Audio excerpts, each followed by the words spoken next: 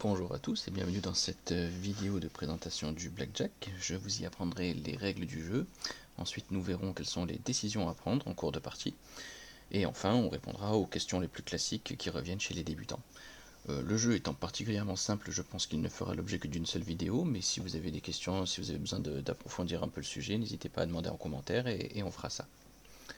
Donc on passe directement au jeu en lui-même. Il s'agit donc d'un jeu de cartes, un jeu de tirage, dont le but est de se rapprocher le plus possible de 21 points sans dépasser le score de 21. Le calcul du score est relativement simple, chaque carte vaut le nombre de points qui est inscrit sur la carte. Donc le 4 vaut 4 points, le 5 vaut 5 points, et ainsi de suite. S'agissant des figures, c'est simple, elles valent toutes 10 points, le roi, la dame, le valet, ainsi que le 10. L'As, quant à lui, vaut 1 ou 11 points à votre avantage. Qu'est-ce que ça signifie? Ça signifie que si vous avez 10 points de départ et que vous tirez un As, on va vous dire 21, qui est le score le plus haut possible. Par contre, si vous avez 15 et que vous tirez un As, on ne va pas vous dire 26 si vous avez perdu, on va simplement vous annoncer 16 points. En début de partie, le croupier vous distribue 2 cartes et se distribue une carte à lui-même, face ouverte. Si vous observez quelque chose de différent à la table à laquelle vous avez commencé à jouer, c'est que vous devez avoir affaire à une autre variante du blackjack. Il faut savoir que c'est un jeu qui connaît de nombreuses variantes. Moi je vous propose celle qu'on trouve de façon traditionnelle dans les casinos français. Voilà, une fois que les cartes sont distribuées, le croupier vous aura annoncé votre point. De toute façon, vous pouvez le calculer vous-même, il s'agit d'une simple addition. Et le croupier commencera par interroger le joueur qui est à sa gauche et interrogera les joueurs un par un concernant leurs décisions. Alors les décisions peuvent être nombreuses, mais on va commencer par le cas classique, à savoir déjà, est-ce que je tire une carte ou est-ce que je ne tire pas? Je vous ai dit que le but est de faire 21 points sans dépasser 21. Donc là, c'est à vous en réalité d'estimer les risques que vous souhaitez prendre. Vous pouvez tirer autant de cartes que vous le souhaitez, à quelques exceptions près, mais on les verra ensuite. Et quand vous avez atteint le score que vous voulez, ou si le score que vous désiriez est déjà atteint dès les 2 premières cartes, vous indiquez au croupier que vous ne souhaitez pas tirer de cartes et il passera au joueur suivant. Une fois que les joueurs ont terminé leur tirage, ceux qui ont dépassé 21 points bien sûr ont vu leur mise retirée et être perdue immédiatement, les autres restent en jeu et c'est au tour du croupier de tirer ses cartes. Contrairement à vous, le croupier lui ne joue pas, d'accord? Ses actions sont dictées par les règles du jeu et sont normalement inscrites sur la table, à savoir la banque tire à 16 et reste à 17. Ça veut dire quoi? Ça veut dire que jusqu'à un score de 16 inclus, le croupier est obligé de tirer une carte supplémentaire et à partir de 17, il est obligé de s'arrêter. Concrètement, admettons que les joueurs n'aient pas eu de score exceptionnel et que tout le monde ait 14 à la table, le croupier tire ses cartes, il arrive à 16, il n'a pas le droit de dire je m'arrête à 16, j'ai gagné, je ramasse l'argent de tout le monde. Il est à 16, il est obligé de tirer une carte supplémentaire et de prendre le risque de perdre lui-même et de devoir payer toute la table. Inversement, si tout le monde a un score exceptionnel, tout le monde a fait 20 ou 21, il n'a pas le droit de dire j'ai 17, eh ben je vais tirer une carte supplémentaire pour essayer de faire 20. Il a 17, il s'arrête et il paye tout le monde. Ensuite, on va parler justement du cas concret dont le jeu tire son nom. Il s'agit du blackjack. Le blackjack, c'est très précis, c'est lorsque vous avez 21 servis en 2 cartes uniquement. Donc, toutes les figures et le 10 valent 10 points, d'accord? Donc on parle du roi, de la dame, du valet et du 10. Et l'as vaut 1 ou 11 points à votre avantage. Donc dans le cas où vous avez une figure ou un 10 avec un as, ça vous fait 21 points en 2 cartes, donc c'est un blackjack. À quoi sert le blackjack concrètement? Eh bien c'est le score le plus fort du jeu. Dans le pire des cas, nous allons dire la banque aura un blackjack elle aussi et vous ferez égalité. En tout cas, vous ne pouvez pas perdre si vous avez un blackjack.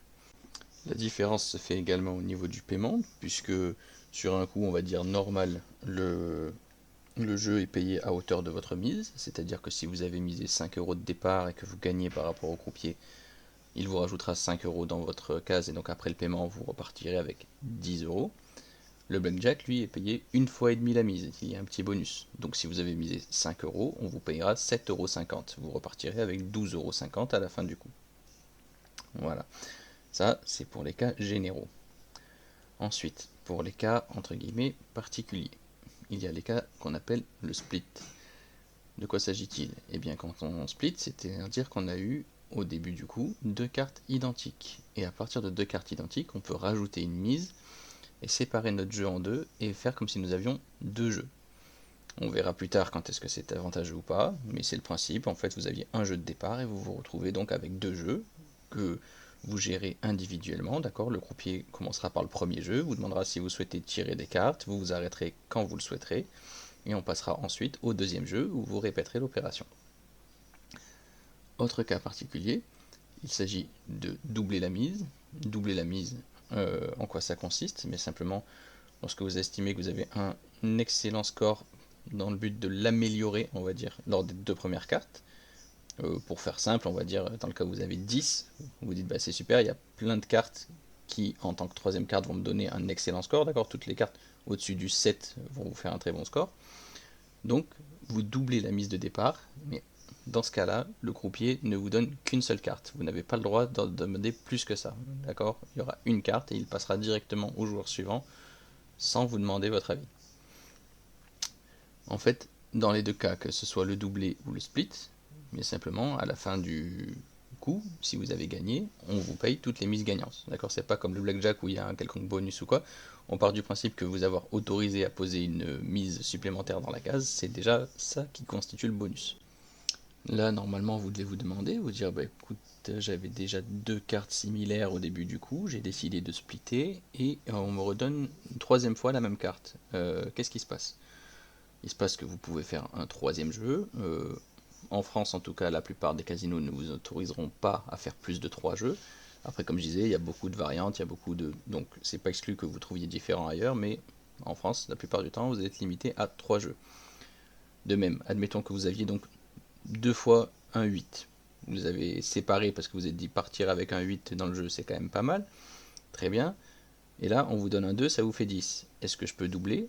Oui, vous pouvez doubler. Comme je l'ai expliqué précédemment, vous n'aurez qu'une seule carte supplémentaire sur ce jeu qui a été splitté, etc. Mais vous pouvez tout à fait doubler. Et donc, si vous faites le calcul, vous pouvez, par exemple, au début du coup, être parti avec 5 euros. Et puis, vous avez splitté une première fois. Et puis, vous avez splitté une deuxième fois. Vous avez déjà 15 euros sur la case. Et là, admettons que vous doubliez chacun des 3 jeux que vous avez créés. Et bien, en réalité, vous vous retrouvez à la fin avec 30 euros dans la case. Pour 5 euros de mise de départ. Je rappelle quand même qu'il n'y a aucune obligation, ça dépend de vous et du feeling que vous avez sur le moment, mais c'est une possibilité. La mise de départ ne représente pas nécessairement ce que vous allez réellement miser durant ce coup. Enfin, pour en terminer avec les mises, on peut aborder les cas particuliers de l'assurance et de l'abandon, qui ne sont pas proposés dans tous les casinos. Et donc, de quoi s'agit-il? L'assurance, il s'agit de se protéger, de s'assurer contre un blackjack de la banque. En fait, c'est une mise supplémentaire que le croupier vous invitera à poser sur la table si, en première carte, la banque a dévoilé un as. Et le principe est simple, donc si la banque fait blackjack, vous ferez quitte à la fin du coup, vous n'aurez ni gagné ni perdu, vous aurez simplement gardé l'argent que vous aviez misé de base. Si la banque ne fait pas blackjack, l'assurance est perdue, et ensuite, le coup est joué comme un coup normal. On comparera votre score à celui de la banque. Beaucoup de joueurs déconseillent de jouer l'assurance en disant bah, de toute façon c'est perdant à long terme. C'est vrai. Je déconseille aussi de jouer à l'assurance. Pas parce que c'est perdant à long terme, puisque ça c'est le cas d'absolument tous les jeux, mais simplement parce que justement, pourquoi rajouter de la perte sur de la perte? Prenez votre partie au plus simple, jouez tranquille et puis vous cassez pas la tête avec ça. L'abandon, c'est un autre concept. L'abandon, il s'agit lorsque vous estimez que votre score de base, les deux cartes de base, est trop mauvais par rapport au score de la banque. Vous souhaitez abandonner et donc vous perdez la moitié de votre mise de départ et vous ne jouez pas le coup. Vous n'avez pas à tirer de cartes, vous n'avez pas à aller jusqu'au bout du coup. Vous récupérez directement la moitié de votre mise. Exemple concret, admettons que vous avez sur les deux premières cartes un score de 16, qui est un score particulièrement difficile à améliorer, puisque si vous faites un tirage supplémentaire, vous avez beaucoup de risques de dépasser les 21 et de perdre. A l'inverse, la banque, elle a un score de 10 en première carte, donc elle a vraiment de multiples possibilités d'avoir un score de 17 ou supérieur, et donc de vous éliminer. À ce moment-là, vous décidez de ne pas jouer le coup, d'abandonner et de ne perdre que la moitié de votre mise, entre guillemets. Voilà. Quand on explique ça, on rejoint aussi un des concepts que j'ai présenté dans les précédentes vidéos, à dire qu'il y a toujours un avantage pour la banque. Quand on a vu tout ça, on se dit bon bah très bien, alors sur le blackjack, où est concrètement l'avantage de la banque? Eh bien l'avantage se situe surtout dans le fait que, comme vous l'avez vu dans le jeu, c'est vous qui prenez les décisions en premier et ensuite le croupier qui joue. Donc c'est-à-dire que lorsque vous êtes qualifié, ça reste grosso modo un 50-50 entre le croupier et vous, il tire ses cartes et on verra bien qui a le meilleur score. Mais il y a toutes les fois où vous allez perdre, vous allez dépasser le score de 21 avant même que le croupier lui ait tiré ses cartes. Voilà l'avantage de la banque sur ce jeu, tout simplement. Maintenant qu'on a vu tout ça, bon c'est très bien, mais qu'est-ce que je fais quand je suis à la table? Quand est-ce que je tire? Quand est-ce que je ne tire pas? Là c'est très simple, vous le voyez sur l'image qui est affichée en fond, il s'agit d'un tableau de tirage.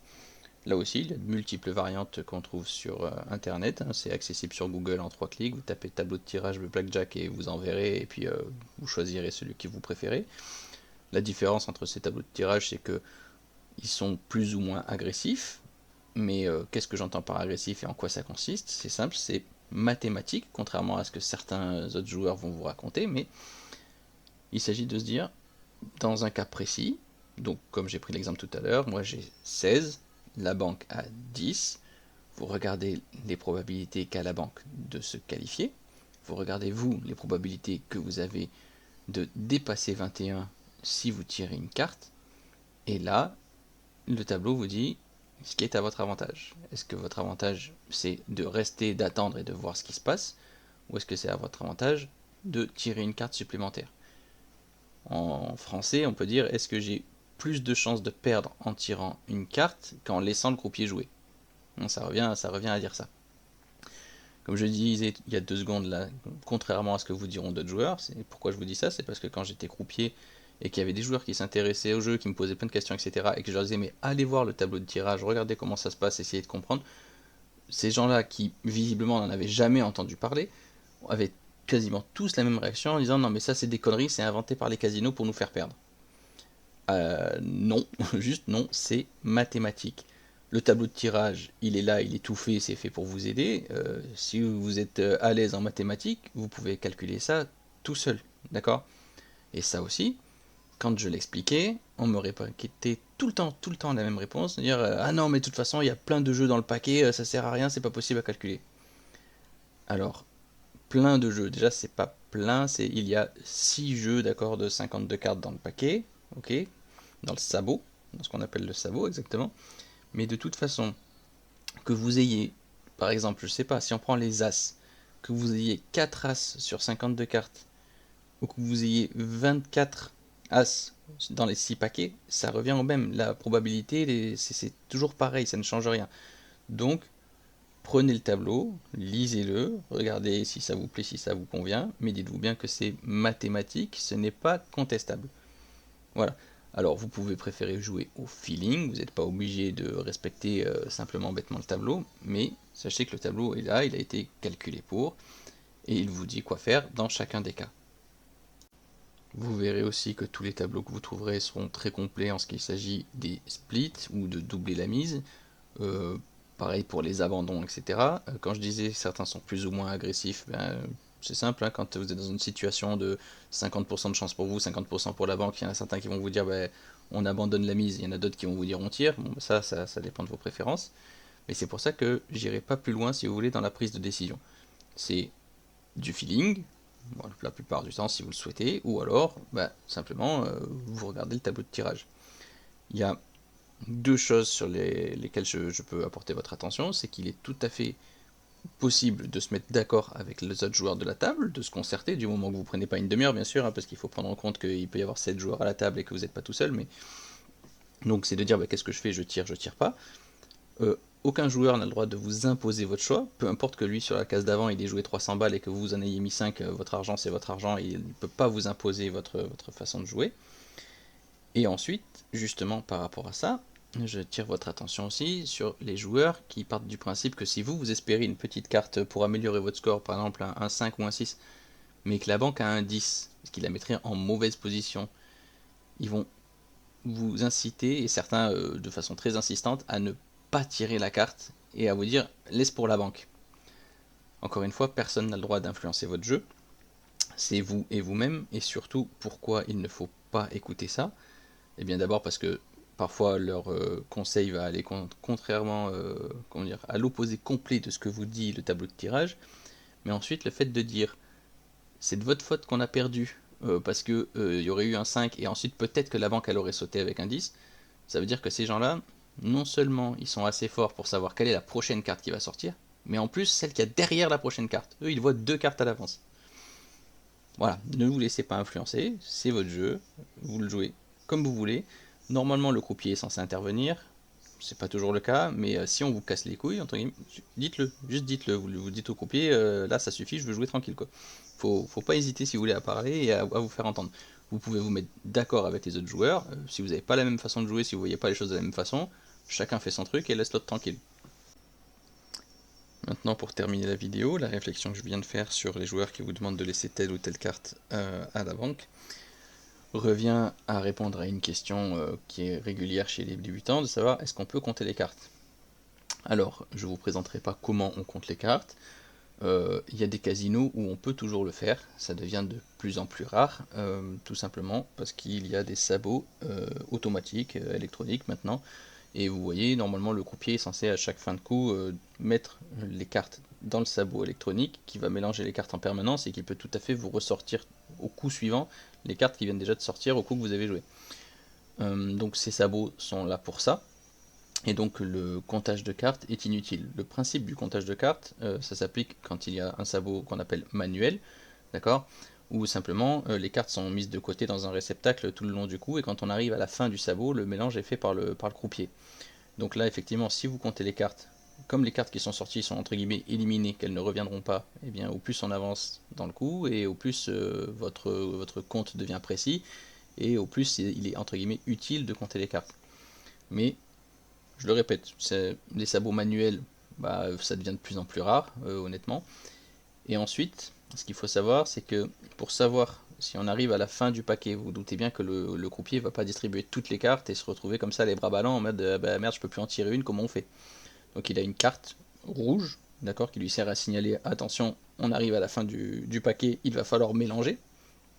Si le croupier a un doute sur le fait qu'un joueur compte les cartes, qu'est-ce qu'il fait? Mais simplement cette carte rouge, au lieu de la mettre plutôt vers la fin du paquet pour mélanger à ce moment-là, bah, il va la remonter et la mettre plutôt vers le milieu, parce que, je l'ai dit précédemment, le compte des cartes devient précis au fur et à mesure que la partie s'écoule et que les cartes éliminées sont en nombre de plus en plus important. Donc si vous avez éliminé moins de cartes, forcément votre comptage de cartes est moins efficace. Donc ça fait quand même deux bonnes raisons de ne pas se casser la tête à aller apprendre à compter les cartes. En réalité, c'est pas très compliqué, hein, c'est voilà, c'est assez simple même à faire, il faut plus de la mémoire que du calcul en réalité. Mais franchement, pour répondre à cette première question sur le comptage de cartes, ne le faites pas, c'est ridicule, ça sert à rien. Voilà, et ensuite pour la deuxième question qui revient souvent chez les débutants, c'est de savoir combien il y a de jeux de cartes dans un sabot. Bon, moi personnellement, j'ai jamais compris pourquoi cet intérêt à savoir ça, mais bon, il y a 6 jeux de cartes dans un sabot sur la version traditionnelle du blackjack que vous voyez chez nous. Je sais bien, j'ai vu des commentaires sous les vidéos, j'ai vu des forums où il y a des mecs qui sont ultra affirmatifs et qui annoncent plus ou moins. Non, c'est juste 6. Voilà, moi j'ai travaillé dans 4 casinos différents, j'ai fait des dizaines de casinos en tant que joueur. La version du blackjack que vous trouverez en France, la version classique, entre guillemets, si on peut dire ça, bah, ce sera 6 jeux dans le sabot. Voilà, comme je l'annonçais en début de vidéo, bah, le jeu quand même est assez simple à comprendre, hein. Après, il n'y a plus qu'à essayer pour vraiment cerner un petit peu toutes les subtilités. Mais je pense qu'une vidéo suffit à le traiter. Ceci dit, si pour vous il y a encore des zones à éclaircir, des points qui sont pas très clairs, bah écoutez, n'hésitez pas à demander en commentaire. S'il y a besoin d'une autre vidéo, je la ferai. Et bah, au besoin, pareil, je peux faire une session live avec un simulateur, là, comme je vous ai affiché pendant la vidéo, en jouant en argent fictif, et puis en vous expliquant au fur et à mesure les différents concepts. Voilà, mais écoutez, n'hésitez pas à vous abonner à la chaîne, et puis je vous dis à bientôt pour d'autres contenus sur le monde des casinos.